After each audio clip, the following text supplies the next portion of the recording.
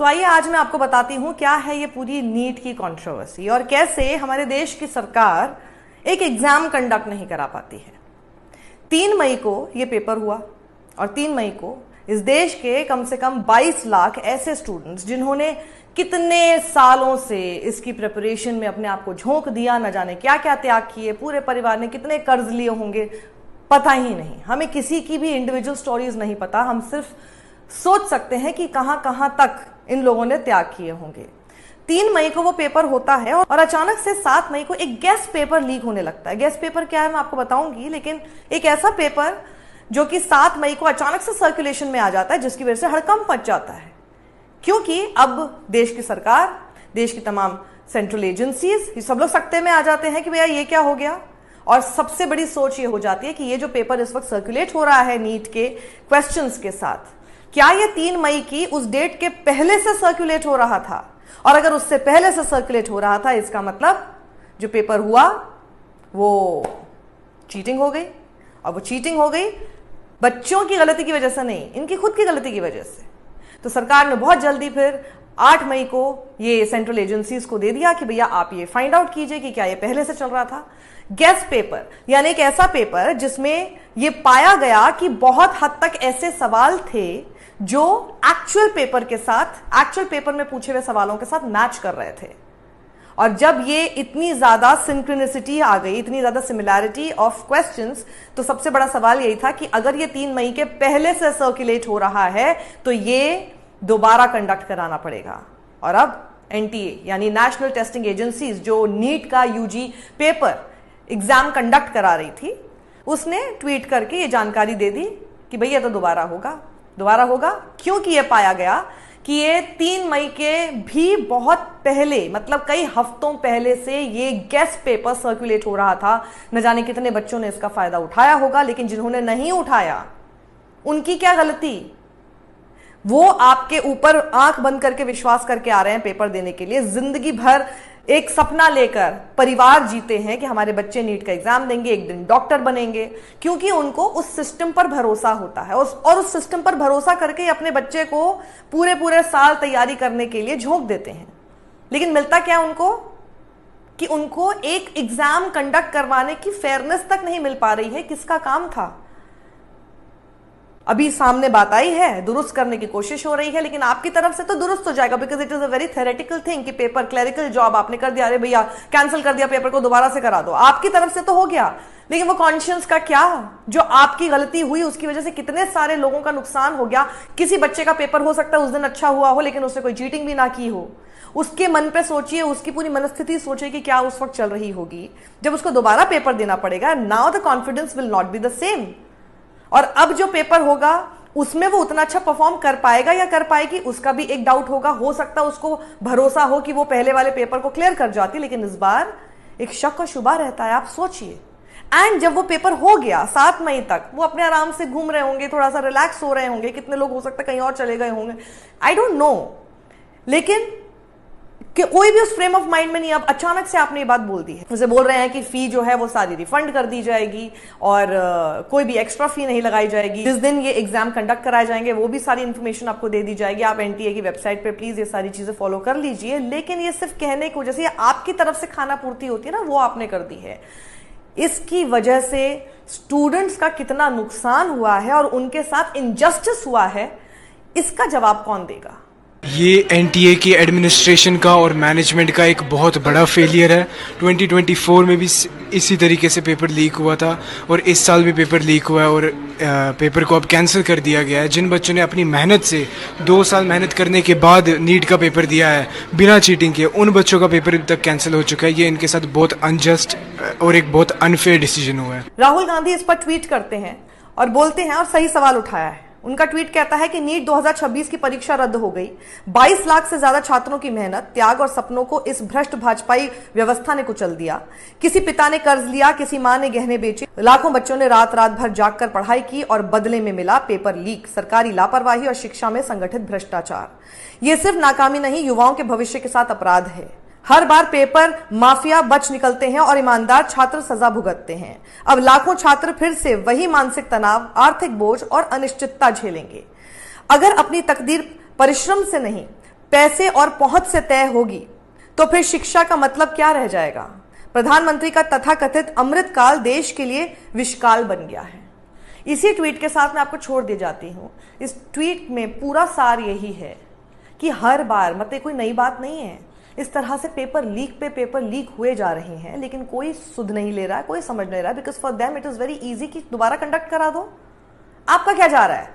दोबारा कंडक्ट आप करा देंगे, लेकिन वो बच्चों के साथ कितनी नाइंसाफी हो रही है इसके बारे में एक बार भी आप नहीं सोचते। अगर गवर्नमेंट एम्पैथेटिक होती तो वो सोचती, लेकिन इफ दे लैक एम्पैथी और बिना एम्पैथी के आप सिर्फ क्लरिकल जॉब में विश्वास रखते हैं कि कोई चीज मिस्टेक हो गई, चलिए उसको इस तरह से कर दिया जाए, लेकिन आगे ऐसा ना हो इसको लेके कभी कुछ नहीं किया गया, वरना ये आज मैं खबर आपको बता नहीं रही होती, ये इस तरह से कैंसिल करने की जरूरत नहीं होती। इसका मतलब अपनी पुरानी गलतियों से भी आप सीखते नहीं है, आप उसको दुरुस्त कराने के बारे में आपका एजेंडा ही नहीं है, basically you don't even care about it. तो तब यही होता है जब देश की जनता के साथ, देश के भविष्य के साथ इस तरह से नाइंसाफी होती है। कमेंट बॉक्स में अपनी राय जरूर दीजिएगा कि आपको क्या लगता है, सरकार इस इंसिडेंट के बाद सुध में आएगी या हर बार दोबारा से हमको इसी तरह से पेपर लीक की घटनाएं देखने को मिलेंगी? किसी को कोई फर्क नहीं पड़ेगा, they just don't care. Comment box में अपनी राय दीजिएगा। देखिए, मुझे लगता है कि पिछले कई सालों से बार बार मेडिकल का जो एंट्रेंस टेस्ट है, जिसको पहले प्री मेडिकल कहते थे, अब नीट कहते हैं, जिसमें डॉक्टरी में एडमिशन होता है, वो बार बार लीक हो रहा है। करीब 24-25 लाख बच्चे इस टेस्ट में बैठते हैं और लीक हो रहा है। कई बार ये तो सिर्फ वो खबरें हैं जब आप पता चल गया लीक हो रहा है, ऐसा भी बहुत बार हो रहा होगा जब लीक हो रहा होगा मगर पता नहीं चल रहा है लीक हो रहा है। इसमें मुझे लगता है कि 2024 में जो सुप्रीम कोर्ट ने एक ढीला रवैया अपनाया नीट के पेपर लीक पर, जिसमें बार बार कोर्ट को कहने के बावजूद उन्होंने उस एग्ज़ाम को रद्द नहीं किया, एक तरीके से 24 लाख बच्चों के भविष्य के साथ खिलवाड़ हुआ। जिन बच्चों ने पेपर लीक का लुत्फ उठाया, जिन लोगों को पेपर लीक करने की पेमेंट्स मिल गई, कुल मिला के उनका तो स्वार्थ सिद्ध हो गया। वो तो आज डॉक्टरी कर रहे होंगे, 3rd ईयर में होंगे। तो उससे जो है एक मैसेज गया कि पेपर लीक अगर पकड़ा भी जाएगा तो कम से कम जिनको पेपर मिल गया उनका काम पूरा हो गया, और पेपर के अवज में जिनको पैसा मिल गया उनका काम पूरा हो गया, बाकी लोग भाड़ में जाएं। और सरकार का पढ़ाई लिखाई से या पढ़े लिखे होने से या पढ़े लिखे लोगों से या पढ़ा लिखा समाज बनाने से कोई लेना देना नहीं है। ये सरकार तो वो है जिसमें प्रधानमंत्री की डिग्री तक पे सवाल है। तो ऐसे में अंधेर नगरी चौपट राजा, और ये देश के सामने उसके जो है रिजल्ट्स हैं। सत्यमेव जयते।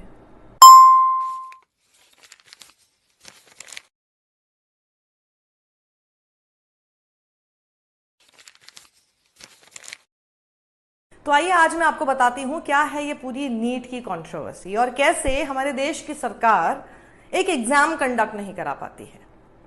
3 मई को ये पेपर हुआ और 3 मई को इस देश के कम से कम 22 लाख ऐसे स्टूडेंट्स जिन्होंने कितने सालों से इसकी प्रिपरेशन में अपने आप को झोंक दिया, न जाने क्या क्या त्याग किए, पूरे परिवार ने कितने कर्ज लिए होंगे, पता ही नहीं। हमें किसी की भी इंडिविजुअल स्टोरीज नहीं पता, हम सिर्फ सोच सकते हैं कि कहां कहां तक इन लोगों ने त्याग किए होंगे।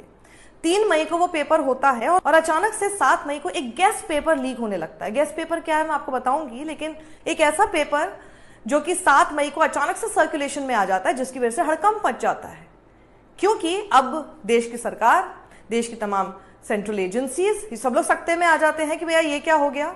और सबसे बड़ी सोच ये हो जाती है कि ये जो पेपर इस वक्त सर्कुलेट हो रहा है नीट के क्वेश्चंस के साथ, क्या ये 3 मई की उस डेट के पहले से सर्कुलेट हो रहा था? और अगर उससे पहले से सर्कुलेट हो रहा था, इसका मतलब जो पेपर हुआ वो चीटिंग हो गई। और वो चीटिंग हो गई बच्चों की गलती की वजह से नहीं, इनकी खुद की गलती की वजह से। तो सरकार ने बहुत जल्दी फिर 8 मई को ये सेंट्रल एजेंसीज को दे दिया कि भैया आप ये फाइंड आउट कीजिए कि क्या ये पहले से चल रहा था। गेस्ट पेपर यानी एक ऐसा पेपर जिसमें ये पाया गया कि बहुत हद तक ऐसे सवाल थे जो एक्चुअल पेपर के साथ, एक्चुअल पेपर में पूछे हुए सवालों के साथ मैच कर रहे थे। और जब ये इतनी ज्यादा सिंक्रोनिसिटी आ गई, इतनी ज्यादा सिमिलैरिटी ऑफ क्वेश्चंस, तो सबसे बड़ा सवाल यही था कि अगर ये 3 मई के पहले से सर्कुलेट हो रहा है तो ये दोबारा कंडक्ट कराना पड़ेगा।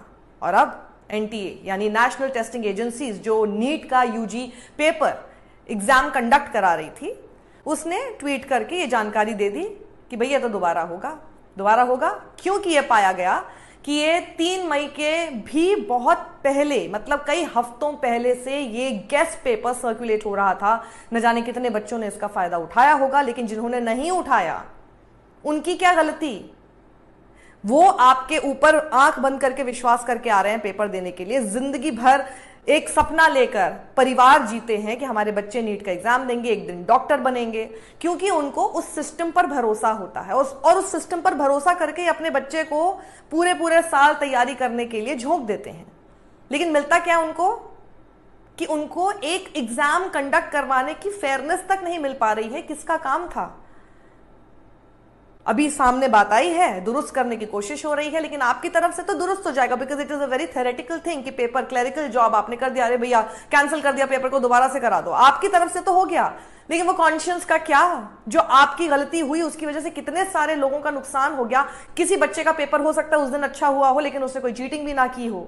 उसके मन पे सोचिए, उसकी पूरी मनस्थिति सोचिए कि क्या उस वक्त चल रही होगी जब उसको दोबारा पेपर देना पड़ेगा। Now the confidence will not be the same.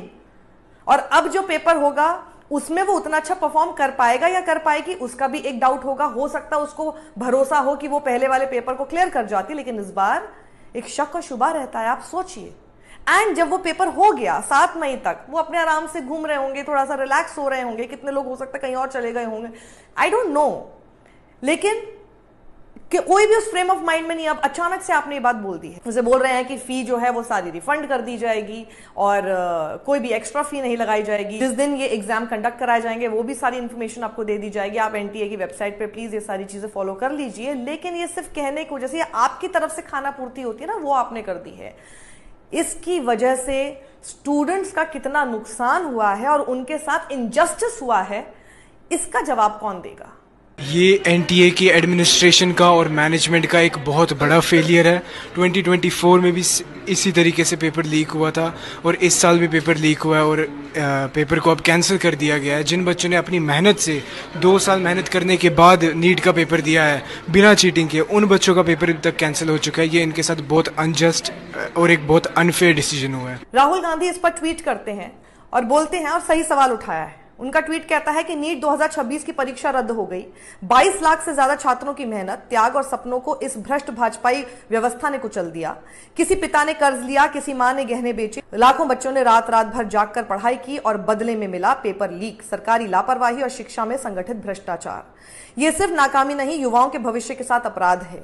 Her bar paper mafia बच निकलते हैं और ईमानदार छात्र सजा भुगतते हैं।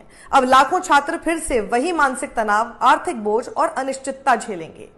अगर अपनी तकदीर परिश्रम से नहीं, पैसे और पहुंच से तय होगी, तो फिर शिक्षा का मतलब क्या रह जाएगा? प्रधानमंत्री का तथाकथित अमृतकाल देश के लिए विषकाल बन गया है। इसी ट्वीट के साथ मैं आपको छोड़ दे जाती हूं। इस ट्वीट में पूरा सार यही है कि हर बार, मतलब कोई नई बात नहीं है, इस तरह से पेपर लीक पे पेपर लीक हुए जा रहे हैं, लेकिन कोई सुध नहीं ले रहा है, कोई समझ नहीं रहा है, because for them it is very easy कि दोबारा कंडक्ट करा दो। आपका क्या जा रहा है? दोबारा कंडक्ट आप करा देंगे, लेकिन वो बच्चों के साथ कितनी नाइंसाफी हो रही है इसके बारे में एक बार भी आप नहीं सोचते। अगर गवर्नमेंट एम्पैथेटिक होती तो वो सोचती, लेकिन इफ दे लैक एम्पैथी और बिना एम्पैथी के आप सिर्फ क्लरिकल जॉब में विश्वास रखते हैं कि कोई चीज मिस्टेक हो गई, चलिए उसको इस तरह से कर दिया जाए, लेकिन आगे ऐसा ना हो, इसको लेके कभी कुछ नहीं किया गया, वरना ये आज मैं खबर आपको बता नहीं रही होती, ये इस तरह से कैंसिल करने की जरूरत नहीं होती। इसका मतलब अपनी पुरानी गलतियों से भी आप सीखते नहीं हैं, आप उसको दुरुस्त कराने के बारे में आपका एजेंडा ही नहीं है, basically you don't even care about it.